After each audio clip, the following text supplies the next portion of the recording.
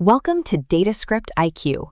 In this tutorial, we're going to walk through the practical side of Python strings, from breaking down messy text to formatting clean, professional output. User-submitted data often looks like the input on the left. It's full of extra spaces and inconsistent case. Our task is to write a script that processes that raw input into the clean email template on the right. We'll accomplish this by building a script that identifies specific parts of a string, removes the noise, and reassembles the pieces automatically. To follow along, you can use any standard environment like VS Code or Google Colab, where you can run Python code and see the output immediately. This process is essential because most Python logic, like matching records or validating emails, requires the text to be in a predictable, standardized format before it can be used. We start by assigning our messy input to a variable called raw record.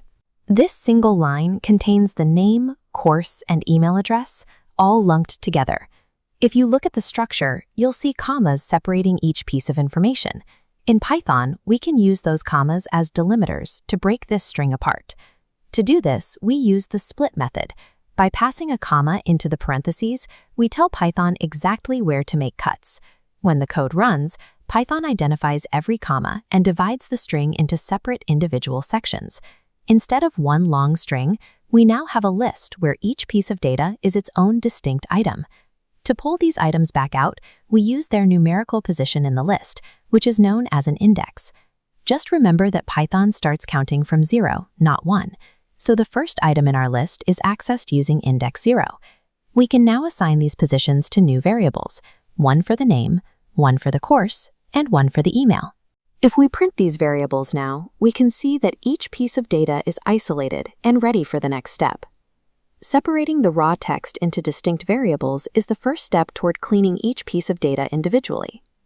Even though the data is separated, it's still messy. There are leading spaces in the name, and the course title is still in all caps. To fix this, we have to account for string immutability. In Python, you can't change an existing string. You have to create a new one. When we apply a cleaning method, Python looks at the original text and generates a revised version, which we then save back to our variable. First, we use the strip method.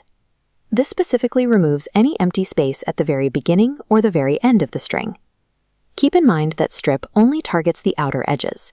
It won't affect spaces that are sitting between two words. We can chain these methods together in one line.